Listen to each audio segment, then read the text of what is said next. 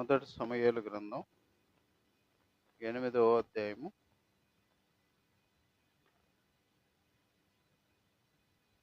5 నుంచి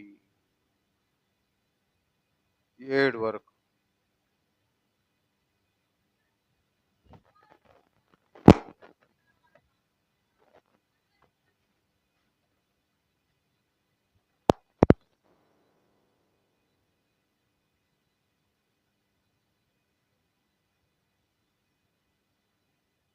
కనుక సమూయేలు యెహోవాను ప్రార్థన చేసెను. అందుకు యెహోవా సమూయేలునకు సెలవిచ్చినదేమనగా, జనులు నీతో చెప్పిన మాటల ప్రకారము జరిగింపుము. వారు నిన్ను విసర్జింపలేదు, కానీ తమ్మును ఏలకుండా నిన్నే విసర్జించి ఉన్నారు. ప్రియ దేవుని బిడ్డలారు, మనం మొదటి వచనం నుంచి మనం గమనిస్తే సమూయేలు ఇశ్రాయేలు ప్రజలందరికీ ఆయన న్యాయాధిపతిగా ఉండేవాడు. మరి న్యాయాధిపతిగా ఉండి న్యాయాలు తీర్చేవాడు, యాజకుడిగా ఉండేవాడు. మరి ఆయన కాపరిగా ఉండి దేవుని పక్షంగా ఆయన కార్యాలు జరిగించాడు. అయితే సమూయేలు వృద్ధాప్యంలోనికి వచ్చిన తర్వాత ఆయన తన కుమారులని ఇశ్రాయేలు ప్రజలకి న్యాయాధిపతులుగా నియమించాడు.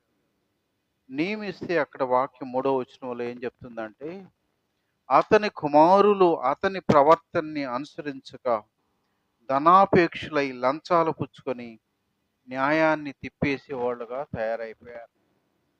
సమూయేలు కుమారులు సమూయేలు లాంటి ప్రవర్తన కాదు, వాళ్ళలో భక్తి లేదు. కాబట్టి మరి లంచం పుచ్చుకొని అన్యాయాన్ని చేస్తూ ఉన్నారు వాళ్ళు. కాబట్టి ఇశ్రాయేలు పెద్దలందరూ కూడా దైవజనుడైన సమూయేలు దగ్గరకు వచ్చి, అయ్యా నీ పిల్లలు నీలాంటి ప్రవర్తన కాదోళ్ళు, కాబట్టి సకల జనుల మర్యాద చొప్పున మాకు ఒక రాజును నియమించమని వాళ్ళు దైవజనుడైన సమూయేలుని అడిగారు. మాకు రాజుని నియమించు అని వాళ్ళు అడిగిన దానికి సమూయేలు హృదయంలో ఎంతగానో నొచ్చుకొని ఆయన దేవునికి ప్రార్థన చేశాడు. ప్రభా, వీళ్ళందరూ మాకు రాజును కావాలని కోరుకుంటున్నాడు అన్నప్పుడు మరి దేవుని మాటలు ఎంత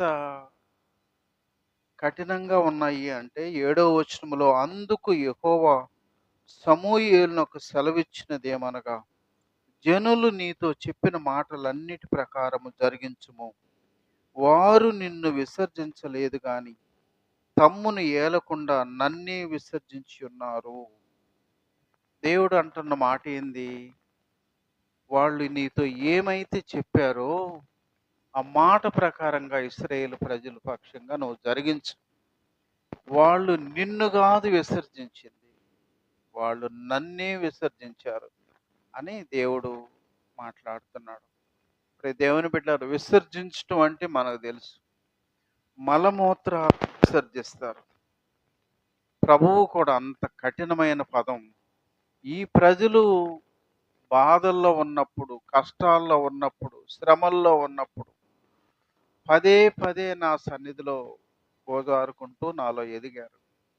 ఈరోజు వాళ్ళకి క్షేమకరమైన పరిస్థితి వచ్చేసింది. ఈరోజు వాళ్ళు ఏం చేస్తున్నారు? నన్ను విసర్జిస్తున్నారు అని మరి దేవుడు అక్కడ హృదయంలో నొచ్చుకుంటున్నాడు. నొచ్చుకొని వాళ్ళతో అన్న మాట ఏంటంటే, మిమ్మల్ని ఏలబోయేటువంటి రాజు ఎలా ఉంటాడో అని ఈ 10వ వచనం నుంచి కింద వచనాలన్నింటిలో అతను కఠినమైన వాడుగా ఉంటాడు, అతను మిమ్మల్ని పనివారుగా పెట్టుకొని బానిసలుగా పెట్టుకొని ఇబ్బంది పరుస్తాడు, హింసిస్తాడు అని చెప్పి రాజు యొక్క దుర్మార్గాన్ని గురించి దేవుడు ముందుగానే తెలియజేస్తాడు. ముందుగానే తెలియజేస్తే ఆ ప్రజలందరూ అన్న మాట 19వ చెవిన పెట్టనొల్లక, అలాగున కాదు, జనములు చేయ రీతిన మేము చేయనట్లు మాకు రాజు కావలెను. మా రాజు మాకు న్యాయము తీర్చును. మా ముందర పోవచ్చు, అతడే మా యుద్ధములను జరిగించుననిరి. అందరికీ అయ్యా మిమ్మల్ని ఏలబోయే రాజు ఇంత దుర్మార్గుడిగా ఉంటాడు, ఇంత కఠినంగా ఉంటాడు, మిమ్మల్ని నష్టపరుస్తాడు, బాధపరుస్తాడు అనని దేవుడు తెలియజేయంగాల్నే వాళ్ళన్నారు, మాకు జనాలు చేసే రీతిగా ప్రజలందరికీ రాజులున్నారు. ప్రజలందరికీ రాజులు యుద్ధానికి ముందు నడుస్తారు. ప్రజలందరూ న్యాయం కొరకు రాజుతో మాట్లాడుతుంటారు. కాబట్టి జనాలందరూ ఎలా చేస్తున్నారో మేము కూడా చెయ్యాలంటే మాకు రాజు కావాలి. మాకొక రాజును నియమించుము అనని వాళ్ళు మనసులో ఉన్నటువంటి మాటను బయట పెట్టారు. దేవుని బిడ్డలారా, న్యాయాధిపతి సరిగా లేడు అనంటే మరొక న్యాయాధిపతిని దేవుడు నియమిస్తాడు. కానీ న్యాయాధిపతి మీద సాకు చెప్పి ఇప్పుడేం కోరుకుంటున్నారు? దేవుడు కాదు మాకు న్యాయాధిపతి, దేవుడు కాదు మాకు రాజుగా ఉండాల్సింది. మాకు మనిషి రాజుగా ఉంటే మా ముందు నడుస్తాడు. లోకంలో ప్రజలకు చెప్పుకునే దానికి ఘనంగా మా రాజు అని చెప్పుకునే దానికి బాగుంటది అనని ఆ సాకును చూపించి ఉన్న విషయాన్ని బయట పెట్టారాళ్ళు. దేవుని బిడ్డలారా, ఒక్కసారి ఇశ్రాయేలు జీవిత చరిత్రను మనం ఒకసారి జ్ఞాపకం చేసుకుంటే, వాళ్ళు ఐగుప్తులో బానిసలుగా ఉంటూ, ఆ బానిసత్వంలో ఎంతగా విసిగిపోయి మూలుగుతూ ఏడుస్తూ ఉంటే, వాళ్ళ మూలుగుని విని దేవుడు ఆయన అక్కడ అద్భుతాలు చేస్తే, అంత దుర్మార్గుడైనటువంటి ఆ ఫరో, హృదయం కఠినపరచబడినటువంటి ఫరో వాళ్ళని ఎలా పంపించాడు? వాళ్ళందరినీ అక్కడి నుంచి ఎలా మరి బయటకు రాగలిగేదానికి సహాయం చేసింది ఎవరు? అది కారణం అయితే, ఎర్ర సముద్రం దేవుని ప్రజలొస్తుంటే పాయలుగా ఎలా చీలింది? ఆకాశంలో నుంచి ఆహారం ఎలా వాళ్ళకి ఎలా మరి ప్రతిదినం కురవబడింది? బండను చీల్చి ఎడారిలో సమృద్ధిగా నీళ్లు ఎలా వాళ్ళకి ప్రవహించాయి? ఆ చుట్టుపక్కల ఉన్నటువంటి రాజులందరూ ఇశ్రాయేలు ప్రజలను చూసి భయపడ్డారు అనంటే, ఇవన్నీ కూడా లోక సంబంధమైన రాజు చేయగలడా?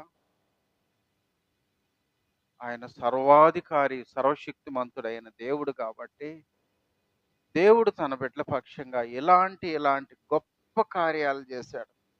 ఇన్ని కార్యాలు జరిగించినటువంటి దేవుడిని ఆడ పక్కన పెట్టి, ఈరోజు వీళ్ళందరూ ఏం కోరుకుంటున్నారు అనంటే, ప్రజలందరూ చేసేటట్లుగా మాకు కూడా ఒక రాజు కావాలి, మాకు కూడా ఒక రాజు కావాలి అని అన్నాడు.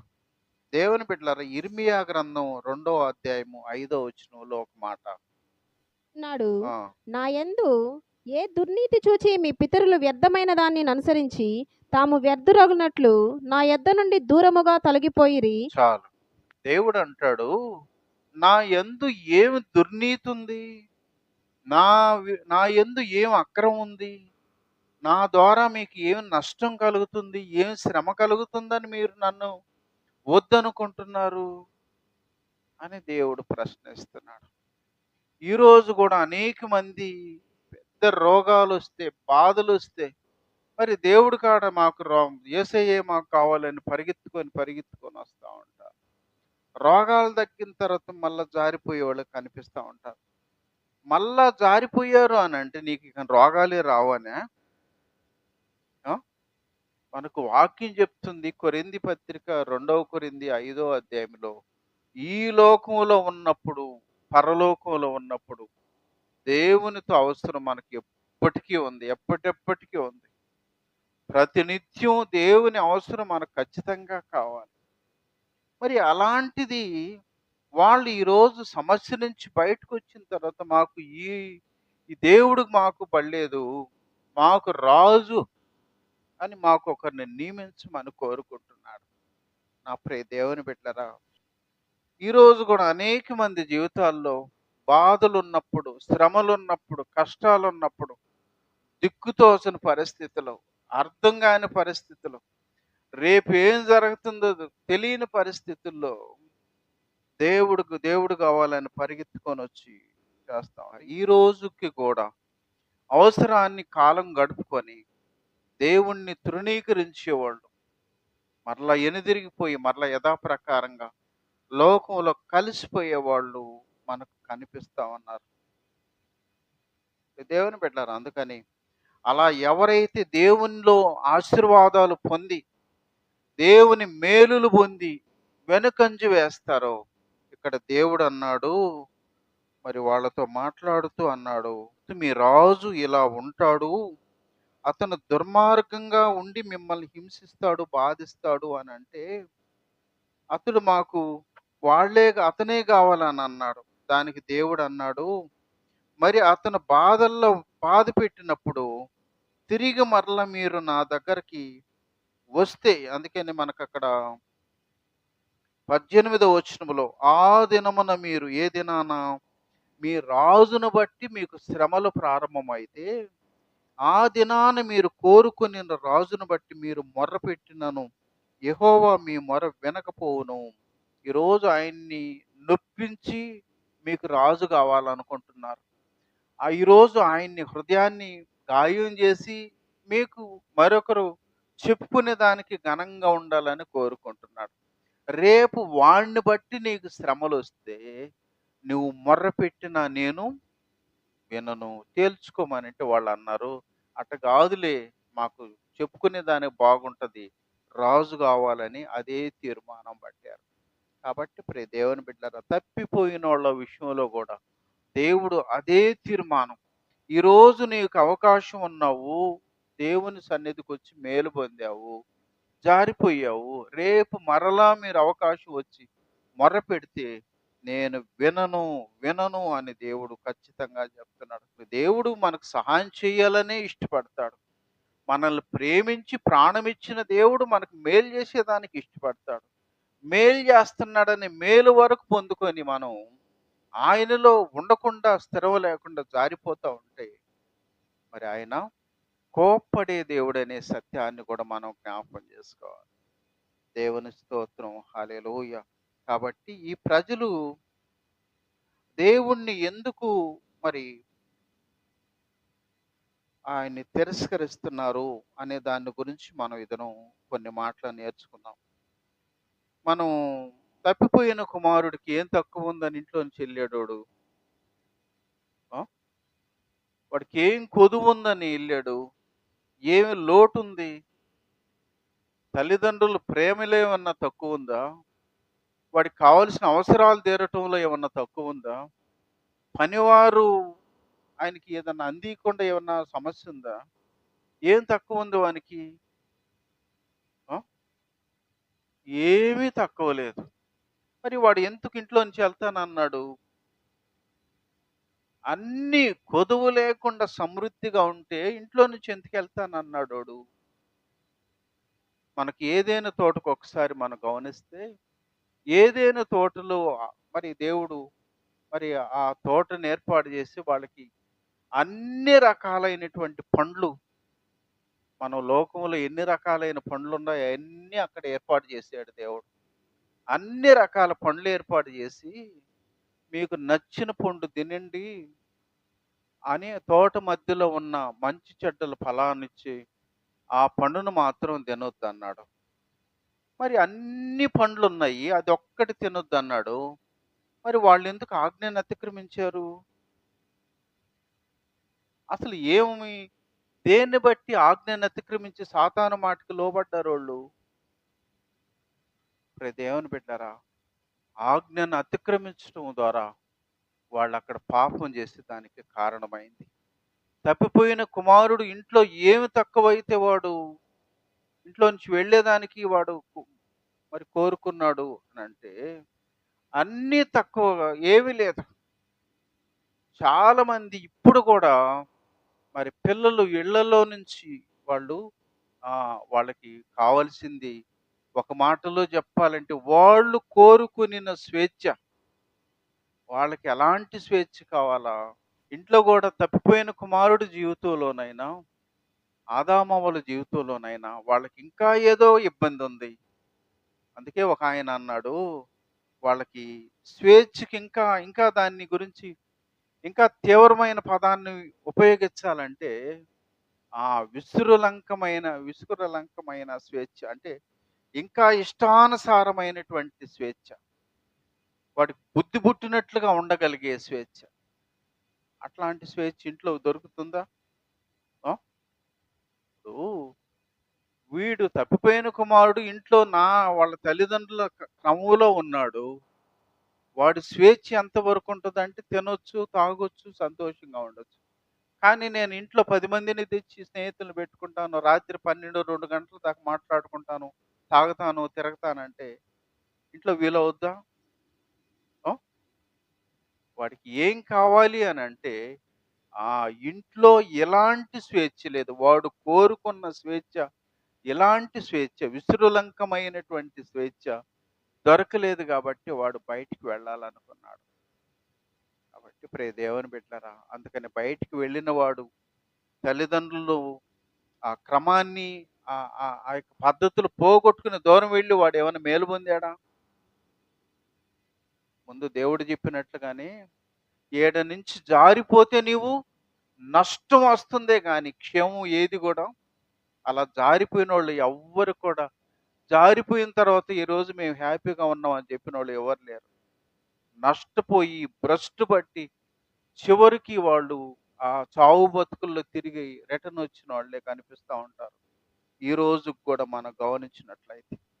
కాబట్టి నా ప్రియ దేవుని బిడ్డలారా, మరి ఆ ప్రజలు కూడా అలాంటి ఇష్టానుసారమైనటువంటి స్వేచ్ఛ కోరుకొని దేవుడి దగ్గర ఉంటే అట్లాంటి స్వేచ్ఛ వీలు కాదు కాబట్టి వాళ్ళకి తోచినట్లుగా తిరగాలని వాళ్ళు దేవుణ్ణి కాదని లోక సంబంధమైన రాజును కోరుకున్నారు. నా ప్రియ దేవుని బిడ్డలారా, అందుకని మనం వాక్యాన్ని మనం జ్ఞాపకం చేసుకుంటే 1 యోహాను 2వ అధ్యాయము 15వ వచనంలో ఈ లోకమునైనను ఉమ్, లోకములో ఉన్న వాటినైనను ప్రేమింపకుడి. ఉమ్, ఎవడైనను లోకమును ప్రేమించిన ఎడల తండ్రి ప్రేమ వానిలో నుండదు. చాలు. లో- ప్రభువు వాక్యం చాలా స్పష్టంగా ఖచ్చితంగా చెప్తుంది. లోకములో ఉన్న వాటినైనా మీరు ప్రేమించొద్దు. లోకములో ఉన్నదంతా శరీరాశ, నేత్రాశ, జీవపు డమ్మం. ఇవి నష్టపరిచేయి, నాశనానికి నడిపించేవి ఇవి. కానీ ఎవరిలో అయితే లోకాన్ని ప్రేమించే వాళ్ళుగా ఉంటారో వాళ్ళల్లో దేవుని ప్రేమ ఉండదు. చాలా స్పష్టంగా చెప్పాడు. ఆనాడు ఇశ్రాయేలు ప్రజలకు చెప్పాడు, మీరు నన్ను కాదనుకొని పోతే తిరిగి మరలా నేను మీకు జవాబు ఇవ్వను. ఇక్కడ కూడా ప్రభు ఈ చివరి దినాల్లో చెప్తున్న మాట ఏంటంటే, మీరు లోకాన్ని ప్రేమించే వాళ్ళైతే, లోకం వైపు ఆకర్షించబడే వాళ్ళైతే నా ప్రేమ మీలో ఉండదు. తర్వాత ఇంక కూడా దానికి అడిషనల్‌గా ఇంకొకటి ఏమంటాడంటే, రోమా పత్రిక 1వ అధ్యాయము 28. ఆ! వారు తమ మనస్సులో దేవునికి చోటియ్యనొల్లకపోయిరి గనుక చేయరాని కార్యములు చేయుటకు దేవుడు భ్రష్ట మనస్సుకు వారిని అప్పగించును. చాలు. దేవుని బిడ్డలారా, దేవుడు అనేది నీకు స్పష్టంగా జ్ఞానం ఉంది. సృష్టికర్త అయిన దేవుడు అనే అవగాహన నీకుంది. అనేక కార్యాలు నీ కంటితో చూస్తున్నావు, చెవితో వింటున్నావు. ఇవన్నీ అనుభవించి, చూసి, ఇవన్నీ అయిన తర్వాత కూడా నీ హృదయంలో దేవునికి స్థానం లేకపోతే, మనకు 1 కొరింథీ 6వ అధ్యాయంలో ఏమన్నాడు? నీ హృదయము ఆయన ఆలయం అన్నాడు.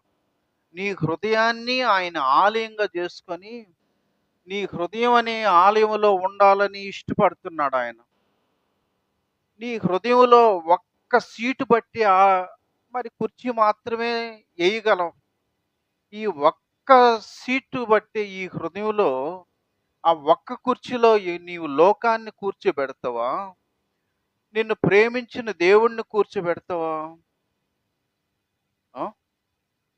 ఈరోజు అనేక మంది దేవునికి ఒక్క నిమిషం నువ్వు స్థానం ఇస్తున్నారు. దేవునికి కొంచెం సేపు స్థానం వేస్తున్నారు. సపోజు సెల్ ఉంది, మంచి కార్యాలు చేసేదానికి, చూసేదానికి, మేలు పొందేదానికి ఎన్నో అవకాశాలున్నాయి. చెడు కార్యాలు చేసేదానికి కూడా చాలా అవకాశాలున్నాయి. కానీ మంచి కార్యాలు దేవుని వాక్యం వస్తుంది. మీలో యవనస్తులైన వాళ్ళు, చదువొచ్చినోళ్ళు ఎంతమంది వాక్యం అంతా వింటున్నారు, చూస్తున్నారు? అదే సెల్లని గంటలు గంటలు ఎంతమంది వాడుతున్నారు? ఆ! అంటే దేవునికి నీ హృదయంలో ఆ సింహాసనం మీద కాసేపు కూర్చోబెట్టి, ఒక నిమిషం అయిన తర్వాత, ప్రభా ఇంక చాలులే నువ్వు లేచెయి, మా ఫ్రెండ్ వచ్చాడని వాడిని కూర్చోబెడుతున్నావు. అంతే కదా! సింహాసనం మీద ఆయనుంటే ఆయనకు ఒక్క నిమిషం కూర్చోబెట్టి, లేవగొట్టి, గంటలు గంటలు చెత్తని నువ్వు కూర్చోబెట్టి, నీ హృదయం అంతా నింపుకుంటున్నావు. మరి నువ్వు దేవుణ్ణి ఎలా ప్రేమించినట్లు? ఆ! ఎలా వీలవుతుంది నువ్వు దేవుణ్ణి ప్రేమించేవని? దేవుని బిడ్డలారా, అందుకనే ప్రభువు అన్నాడు, నీవు దేవుణ్ణి ప్రేమించకుండా, నీ హృదయంలో దేవునికి స్థానం లేకుండా, లోకములో నువ్వు స్థానాన్ని ఏర్పరచుకుంటే, దేవుని ప్రేమ నీలో ఉండనే ఉండదు. అంతేకాకుండా ఇక్కడ మనం చదివిన మాట, వారు తమ మనస్సులో దేవునికి చోటియ్య నొల్లకపోయిరి గనుక చేయరాని కార్యాలు చేయుటకు దేవుడు భ్రష్ట మనస్సుకు వాళ్ళని అప్పగించి. నీ హృదయంలో దేవునికి స్థానం లేదా? దేవుడే నిన్ను భ్రష్ట మనసుకు అప్పగిచ్చేస్తాడంట. దేవుడు నిన్ను భ్రష్ట మనసుకు అప్పగిచ్చేస్తే బయటకు వచ్చేదానికి నీకు వీలవుద్దా? ఆ? జాగ్రత్త. ఆనాడు సంసోను కూడా దేవుని ఆత్మతో పుట్టినటువంటి వాడు. చిన్న వయసు నుంచి దేవుని ఆత్మతో ఉన్నవాడు. గర్భములో ఉండగానే దేవుని ప్రణాళిక ఆయన పట్ల ఉంది. దేవుని ఏర్పాటు ఆయన పట్ల ఉంది. పుట్టిన తర్వాత దేవుని చిత్తం నెరవేర్చాల్సిన బాధ్యత ఆయన మీద ఉంది. అన్నీ ఉంటే ఏం చేశాడు? ఒకసారి లోకం మీదకి వెళ్ళిపోయాడు, భ్రష్టుడైపోయాడు, దేవుని చిత్తాన్ని నెరవేర్చకుండా. అందుకని మనం ఇప్పుడు చదివిన మాట, భ్రష్ట మనసుకు దేవుడే అప్పగిచ్చేసాడము. చివరికి 2 కళ్ళు పీకేయబడ్డాయి, తిరగలు విసిరే పని పడిపోయింది. అందుకని లాస్ట్లో దేవుణ్ణి అడుక్కొని, ప్రభా నా మాటలు ఎన్నోసార్లు విన్నావు, చివరిసారిగా నా ప్రార్థన వినని అడిగి, ఆయన తనతో పాటున్న ఆ ప్రజలందరూ ఆ కప్పు కూలిపోయేటట్లుగా ప్రార్థన చేసి కూలిపోయి చచ్చిపోయాడు. ఏమైపోయాడు? దేవుడి భ్రష్ట మనసుకు ఆయన్ని అప్పగించేశాడు. నీ హృదయంలో నిన్ను సృష్టించిన దేవునికి చానవ లేకపోతే దేవుడు అప్పగిచ్చేస్తాడు. అందులో ఏమి గ్యారెంటీ లేదు. దేవుని బిడ్డలారా, ప్రసంగి అనేటువంటి ఆయన ఉన్నాడు. ప్రసంగి అంటే ఎవరు? సొలొమోను గురించి ప్రసంగి. ఆ ప్రసంగిలో ఆయన మొదటి అధ్యాయం నుంచి దరిదాపు 11 అధ్యాయాలు ప్రసంగిలాగానే మాట్లాడతారు. ఒక మాట మనం 11 అధ్యాయంలో 9వ వచనం గమనిస్తే, ఆ, ఆ, నీ కోరిక ఉమ్, నీ దృష్టి యొక్క ఇష్టము చొప్పును ప్రవర్తింపుము. చాలు. అయితే ఇప్పుడు ఆయన యవనస్తుడిగా ఉండి ప్రసంగి గ్రంథాన్ని రాశాడు. ప్రసంగి గ్రంథాన్ని రాసినటువంటి ఆయన మాటలు ఎలా ఉన్నాయంటే, యవనమందు సంతోషపడు, నీ యవన కాలమందు నీ హృదయం సంతుష్టిగా ఉండనిమ్ము, నీ కోరిక చొప్పున నీ దృష్టి యొక్క ఇష్టము చొప్పున ప్రవర్తించు అని అన్నాడు. నిన్న వాట్సాప్లో ఒక పదం పెట్టున్నాడు. అదేంటంటే, ఐస్ క్రీమ్ ఉంది, నువ్వు తిన్నా కరిగిపోద్ది, తినకపోయినా కరిగిపోద్ది. యవనం అనేది కూడా అంతేనానని ఒకటి పెట్టున్నాడు. దేవుని బిడ్డలారా, కరిగిపోద్దని నువ్వు కరగొడితే, నీ దేవుడు చూస్తున్న దేవుడు. ఒకవేళ ఇంతవరకు ఆ స్పృహ లేకుండా ఉంటే, దేవుడు ఉండాడో లేదో, గమనిస్తుంటాడో లేదో, నన్ను పట్టించుకుంటాడో లేదో అని స్పృహ లేకుండా ఉంటే, ఈరోజు కొన్ని మాటలు మీతో చెప్పాలని ఇష్టపడుతున్నా. ఆయన కూడా ఎవరు? ప్రసంగిగానే అందుకే ఆయన ఆ 2వ అధ్యాయంలో, మొదటి అధ్యాయంలో నా కన్ను ఏది కావాలని కోరుకుంటే దాన్నంతా చేసేసాను అన్నాడు ఆయన. ఇష్టం వచ్చినట్లుగా ప్రవర్తించాడు. ఇష్టం వచ్చినట్లుగా జీవించాడు. ఎందుకు దేవుని భయం లేదు ఆయన. భయం లేకుండా అన్నీ చేసేసి ముసలోడయిపోయిన తర్వాత ఒక్కసారిగా తాను చేసిన పనులన్నీ గుర్తొచ్చి ఆయన చెప్పిన మాట ఏందంటే, సమస్తము వ్యర్థం. సూర్యుడి కింద నరుడు పడే ప్రతి పాటు కూడా వ్యర్థము, వ్యర్థం అని ఆఖరాకి బతుకే వ్యర్థం అయిపోయింది. కాబట్టి ఎందుకు దేవుని బిడ్డారా, హృదయంలో దేవునికి స్థానం లేకుండా లోకానికి స్థానం ఉంటే అది వ్యర్థమైన బ్రతికే. అదే హృదయంలో దేవుడు ఉంటే అది ఎంతో సంతోషం. పౌలు గారు చెరసాల్లో ఉన్నాడు. ఆయన పదే పదే చెప్తున్నాడు ఏమని? ప్రభువునందు మీరు ఆనందించండి. యాడ కూర్చొని చెప్పాడు? చెరసాల్లో, ఆ ఆ బంధకాల్లో, కట్టివేయబడినటువంటి బంధకాల్లో ఉంటూ చెప్పిన గొప్ప మాట ఏందంటే, మీరు ప్రభువునందు ఆనందించండి. మరలా చెప్పుదును, మీరు ఆనందించండి. అరే, చెరసాల్లో ఉన్న ఆయనకి ఆనందానికి కొదువు లేదు.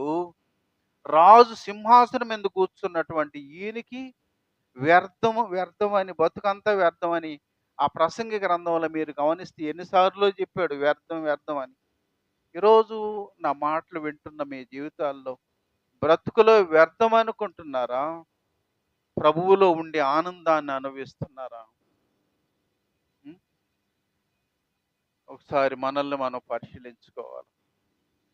కాబట్టి మిమ్మల్ని కూడా నేను అదే చెప్తున్నా.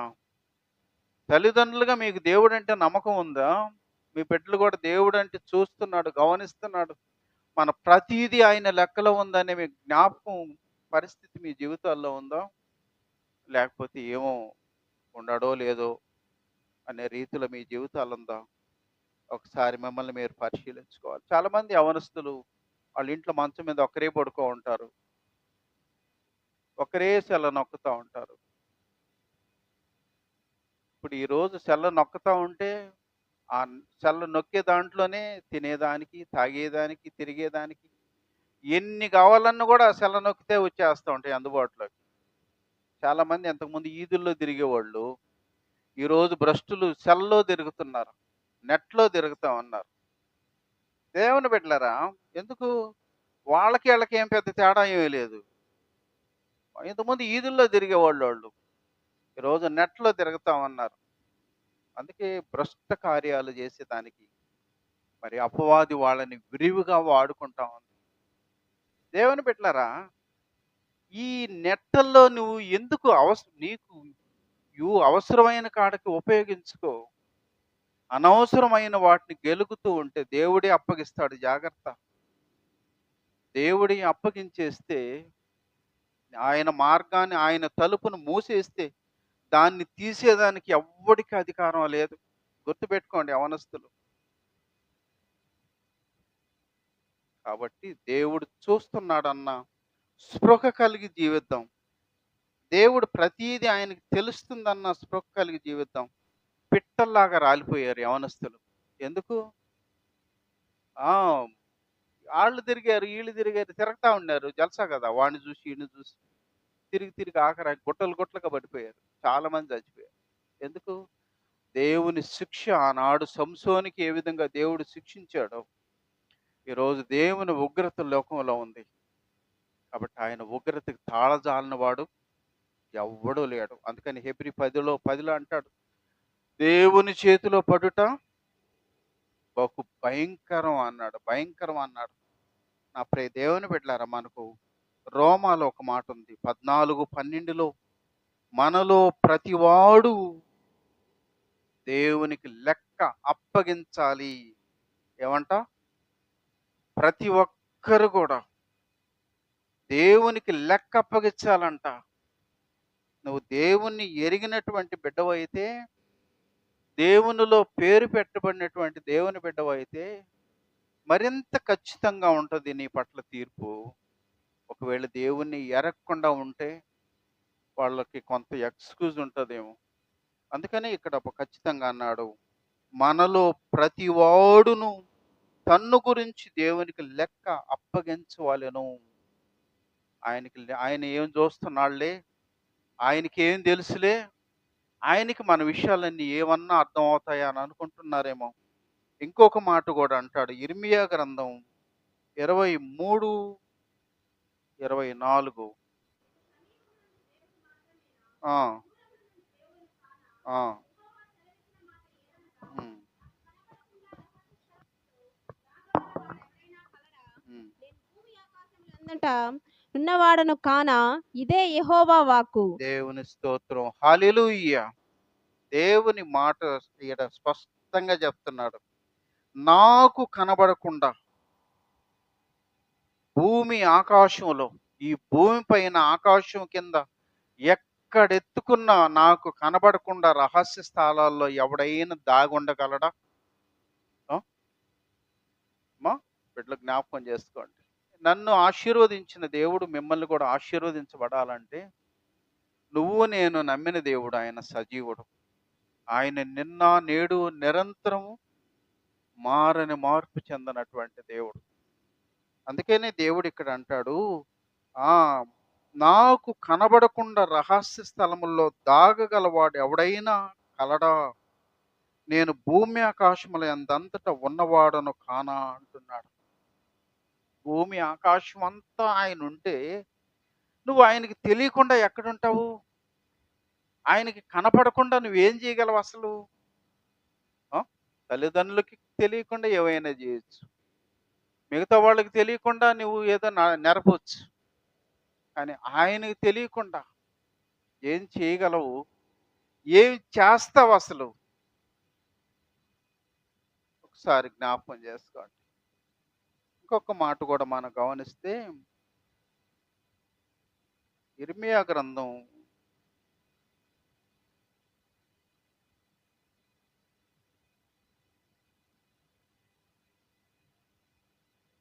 16, 17. ఆ, వారు పోయిన త్రోవలన్నిటి మీద దృష్టి తిని ఏదియు నా కనులకు మరుగు కాలేదు. వారి దోషమును నాకు మరుగై ఉండదు. దేవుని స్తోత్రం, హల్లెలూయా. వాళ్ళు వెళ్ళే ప్రతి తోవ ఆయన కనుదృష్టి ఉంటానే ఉంటుంది, వెంబడిస్తానే ఉంటుంది. ఆయన నువ్వు నడిచే ప్రతి మార్గము ఆయన లెక్కలో ఉంది. ఆయనకు తెలియకుండా నువ్వు ఏమి మరి మరి తెలియకుండా ఏం చేయగలవు చెప్పండి? ఆ? కానీ దేవుడు చాలా స్పష్టంగా ఇక్కడ తెలియజేస్తున్నాడు, నా కన్నులకు ఏది కూడా మరుగులేదు అని అన్నాడు. ఏది మరుగు లేనటువంటి నిన్ను ప్రతి క్షణము చూడగలిగినటువంటి దేవుడు. అందుకని భక్తుడైన దావీదు అన్నాడు, అయ్యా నేను ఆకాశంకి ఎక్కినా నువ్వు ఆడున్నావు, భూమి దిగంతాల్లో దిగినా నువ్వు ఏడా ఉన్నావు, నీకు తెలియకుండా నేను ఏడుండగలను అని అన్నాడు. కాబట్టి మనం ఆ స్పృహ కలిగి జీవిద్దాం. దేవుడు చూస్తున్నాడని, దేవుడు వింటున్నాడని, దేవుని భయము కలిగి జీవిద్దాం మనం. ప్రతి దేవుని బిడ్డలారా, అందుకని ఎవడు దీనుడై విరిగిన హృదయం గలవాడై నా మాట విని వణుకుచుండునో వానినే నేను దృష్టించేది. ఆయన దృష్టించేది ఎవరిని? ఎవడు ఆయన మాట విని వణకుతాడో, భయపడతాడో వాణ్ణి నేను దృష్టించాను అన్నాడు. దేవుని భయం కలిగి మనం జీవిద్దాం. ప్రతి ఒక్కరం కూడా నీకు ఏ అవకాశం ఇస్తే అవకాశంలో నువ్వు ఏం చేయాలనో అదే చెయ్యాలి, కానీ మరి ఎక్స్ట్రాలు ఎవరు కూడా చేయకూడదు. ఇంకొక మాట కీర్తనలు 98. నీ ముఖ కాంతిలో మా రహస్య పాపములు కనబడుచున్నవి. దేవుని స్తోత్రం, హల్లెలూయా. ఇక్కడ దేవుడు చెప్తున్నాడు, నీ ముఖ కాంతిలో, దేవుని ముఖ కాంతిలో మా రహస్య పాపాలు కనబడుతున్నవి అంటాడు. తర్వాత 11లో అంటాడు, నీ ఆగ్రహ బలము ఎంతో ఎవరికి తెలియను, నీకు చెందవలసిన భయము కొలగది పుట్టు నీ క్రోధము ఎంతో ఎవరికి తెలియను. దేవునికి ఎంత కోపం వస్తుందో, మీ నాన్నకి ఎంత కోపం వస్తుందో నీకు తెలుసు, మీ అమ్మకి ఎంత కోపం వస్తుందో నీకు తెలుసు, దేవునికి ఎంత కోపం వస్తుందో అది కూడా తెలుసుకొని ఉంటే మనం జాగ్రత్తగా ఉంటాం, మనకు మేలు. కళ్ళ ముందుండే వీళ్ళు కోపాలు మాత్రమే ఎరిగి కనపడని దేవునికి కోపం ఉంటుందా ఉండదనేది నీకు డౌట్ ఏం పడలే. పరిశుద్ధ గ్రంథంలో దేవుడు పదే పదే చెప్పాడు. ప్రేమ కలిగినటువంటి దేవుడు. మరణం అంత బలమైందని ఎందుకన్నారంటే, మరి మన మన జీవితంలో ఏమిస్తే అది మన మరి అన్నిటికంటే శ్రేష్టమైంది అని అంటే, డబ్బిచ్చిన, బంగారం ఇచ్చిన, ఇల్లు ఇచ్చిన, ఆస్తి ఇచ్చిన, అవన్నీ కూడా వస్తువులు, వాహనాలు ఇవన్నీ కూడా అన్నిటికంటే శ్రేష్టమైంది ప్రాణం ఇస్తే అది గొప్పది. కాబట్టి శ్రేష్టమైంది ప్రభువు ప్రాణం ఇచ్చాడు ఆయన. ప్రాణం ఇచ్చి అన్నిటికంటే నీవు నాకు విలువైన వాడవని ఆయన ప్రాణమిచ్చి ఆయన ప్రేమ అంత గొప్పదని రుజువు చేశాడు. అందుకే ప్రేమ మరణమంతా బలమైందని చెప్పాడు. నా ప్రియ దేవుని బిడ్డలారా, అందుకని ఇక్కడ అంటాడు, ఆ ఆయన ఆగ్రహ బలం ఎంతో తెలియాల. దేవుడు రోషము గల దేవుడు. ప్రేమ మాత్రమే మనకు తెలుసు. చాలా మందికి ఆయన రోషం ఎంత ఉంటుందో కూడా మనం గుర్తెరిగితే, ఆయన రోషానికి ఎవ్వరు కూడా ఎదురుపోలేరు. కోరహు కుమారుల మీద దేవుని కోపం మండి ఏమైపోయింది? భూమికి ఆజ్ఞాపిస్తే భూమి నెరలు విడిచి లోపలికి తీసేసుకునిందంట. అది దేవుని ఉగ్రత అనేది. ఈ చివరి దినాల్లో కూడా ప్రభువు రెండో రాకడలో కూడా అలాంటి పరిస్థితులు మరి లోకం మీద నెరవేర్చబోయే దినాలుగా చివరి దినాలు ఉన్నాయి. కాబట్టి మనం దేవుని ప్రేమను మాత్రమే ఎరిగిన వారంగా కాదు కానీ, దేవుని ఉగ్రతను కూడా మనం ఎరిగిన వారుగా మనం ఉండాలని దేవుడు ఇష్టపడుతున్నాడు. కాబట్టి ప్రియ దేవుని బిడ్డలారా, మనం ఆయన కృపను మాత్రమే పొందుకుందాం. ఆయనకి ఇష్టమైన రీతిలో మనం జీవిద్దాం.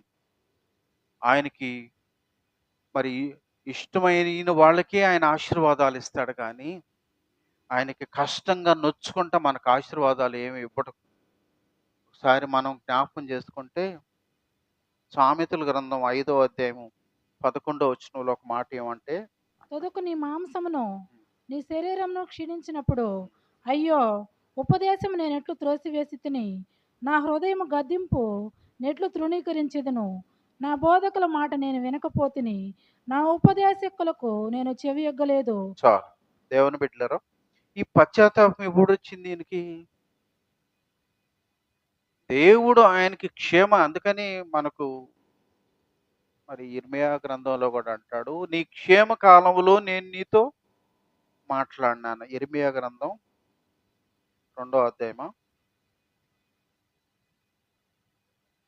నీ క్షేమ కాలములో నేను నీతో మాట్లాడాను కానీ, నీవు నా మాట విననంటివి అంటాడు దేవుడు. ఈ దేవుని బిడ్డలారా, అంటే నువ్వు వినగలిగే పరిస్థితిలో ఉన్నప్పుడు నీతో ఆయన మాట్లాడాడు. అందుకే నీవు విననన్నావు. అందుకే నీవు వినకపోవటం అనేది నీకు వాడుకయింది అని దేవుడు అక్కడ 22:21లో నీ క్షేమకాలములో నీతో మాట్లాడితిని గాని నేను విననని నీ వంటివి, నా మాట వినకపోవటం నీ బాల్యము నుండి నీకు వాడుక. కాబట్టి ప్రియ దేవుని బిడ్డలారా, క్షేమకరంగా ఉన్నప్పుడే, ఇంకా నష్టమేమీ లేకుండా ఉన్నప్పుడే, సమస్యలు నీ నెత్తిన పడకుండా ఉన్నప్పుడే నీతో మాట్లాడుతున్నాడు ఆయన. కానీ నేను వినను, ఇవన్నీ నేను నమ్మను అనేటువంటి రీతిలో నీవు ఉంటే, అందుకే ఆయన అన్నాడు. అందుకే ఇక్కడ మనం సామెతల్లో చదివింది, తుదకు చివరికి శరీరం క్షీణించినప్పుడు, అప్పుడు అన్ని నష్టపోయినప్పుడు, అయ్యో నేను నా బోధకుల ఉపదేశాన్ని త్రోసివేసి తిని, వాళ్ళ గద్దింపుని నేను స్వీకరించలేదు కాబట్టి ఈరోజు నాకు ఈ పరిస్థితి వచ్చిందని నీవు వాపోయినా, కుంగిపోయినా, ఏడ్చినా, కన్నీరు కార్చినా అప్పుడు ఉపయోగము ఏమీ ఉండదు. మనకు సౌలు, ఇశ్రాయేలు మొదటి రాజు సౌలును గురించి తెలుసు మనకు. సౌలు రాజు అయిన తర్వాత దేవుని మాట వినలేదు, దైవజనుడి మాట వినలేదు ఆయన. నేను రాజుల్ని అని అన్నాడు. రాజు అనని దేవుని కృపను పోగొట్టుకున్నాడు. దేవుని కనికరాన్ని పోగొట్టుకున్నాడు. చివరకు యుద్ధం వచ్చేసింది. యుద్ధంలో ప్రార్థన చేస్తా ఉన్నాడు. ప్రభువా మాట్లాడు, మాట్లాడు. శత్రువు వచ్చేసాడు. నన్ను బాధిస్తా ఉన్నాడు. నువ్వు మాట్లాడమనంటే అక్కడ వాక్యం ఏం చెప్తుందంటే, మొదటి సమూయేలు గ్రంథం 28వ అధ్యాయం 28:5-6. ఆ! మనస్సునందు భయకంపము నుండి యెహోవా యొద్ద విచారణ చేయగా యెహోవా స్వప్నము ద్వారానైనను ఊరీము ద్వారానైనను ప్రవక్తల ద్వారానైనను ఏమియూ సెలవీయకుండెను. చాలు. కాబట్టి క్షేమకరమైన పరిస్థితుల్లో దేవుడు మాట్లాడినాడు. వినిపించుకోవాలా, పట్టించుకోవాలా, చెవికెక్కించుకోవాలా. అందుకే దేవుని కృపను పోగొట్టుకున్నాడు. ఈరోజు యుద్ధం అనేది వచ్చేసింది. ఇప్పుడు ప్రార్థన చేస్తున్నాడు అన్న. ప్రభువా, ప్రభువా, ప్రభువా అని ప్రార్థన చేస్తా ఉన్నాడు. ప్రార్థన చేస్తా ఉంటే దేవుడు జవాబే ఇవ్వలేదంట. ఆయన ప్రార్థన చేస్తే స్వప్నం ద్వారా అయినా, ఊరీము ద్వారా అయినా, ప్రవక్తల ద్వారా అయినా, దేని ద్వారా జవాబే ఇవ్వలేదంట దేవుడు. ఏమి ఇవ్వకపోతే ఈరోజు ఏమైపోవాలా? యుద్ధం భయంకరంగా జరగబోతుంది. అలాంటి పరిస్థితుల్లో ఆ సోది చెప్పుకునే వాళ్ళ దగ్గరకు పోయాడంటే మీరన్నా చెప్పండి నా పరిస్థితి అని. సోది చెప్పుకునే వాళ్ళ కాడకు పోతే వాక్యం ఏం చెప్తుందంటే మొదటి దినవృత్తాంతాలు 10లో అనుకుంటా. దేవుని కోపము రేగిపోయి ఎందుకు వాళ్ళ దగ్గరకు పోయాడు కాబట్టి. వెంటనే దేవుడు ఆయనకి మరణానికి అప్పగిచ్చేస్తే సౌలును ఆయన కుమారులను ఒకే దినములో అదే యుద్ధంలో మరణించారు. కాబట్టి దేవుని బిడ్డలారా అందుకని దేవుడు మనల్ని ప్రేమించేటప్పుడే మనం ఆయన ప్రేమలో స్థిరంగా ఉందాం. దేవుడు మన జీవితాల్ని ఆశీర్వదించేటప్పుడే ఆయనకి ఇష్టలుగా మనం అందుకనే మనకు మొదటి కొరింథీ 6వ అధ్యాయం మొదటి వచనంలో అన్నాడు, మీరు దేవుని కృపను వ్యర్థం చేసుకోవద్దు అన్నాడు. కృప ద్వారానే మీరందరూ రక్షించబడ్డారు. కృపను బట్టి మీరు జీవిస్తున్నారు. మీరు దేవుని కృపను వ్యర్థం చేసుకోవద్దు అన్నాడు. అదే మొదటి కొరింథీ 8వ అధ్యాయంలో అంటాడు, మీరు కృపలో అభివృద్ధి పొందండి. కృపలో అభివృద్ధి పొందంటే మరింతగా కృతజ్ఞత కలిగి, మరింతగా నమ్మకంగా, మరింతగా ఆయనకి ఇష్టంగా జీవించమంటున్నాడు. కాబట్టి దేవుని బిడ్డలారా, ప్రభువు బిడ్డలుగా మనం ఆయనకి ఇష్టలుగా ఆనాడు ఇశ్రాయేలు ప్రజలు పోగొట్టుకున్నట్లుగా మనం ఆయన కృపను పోగొట్టుకోకుండా మనం ఆయనలో నమ్మకంగా ఉండాలా. చివరి దినాల్లో అలా జీవించగలిగితేనే మనము మన కుటుంబం క్షేమకరంగా ఉంటుంది. ప్రభువు రాజ్యంలో మనం ఉంటాం. దేవుడి మాటలు ఆయన వెనుకల్లో దీవించును గాక.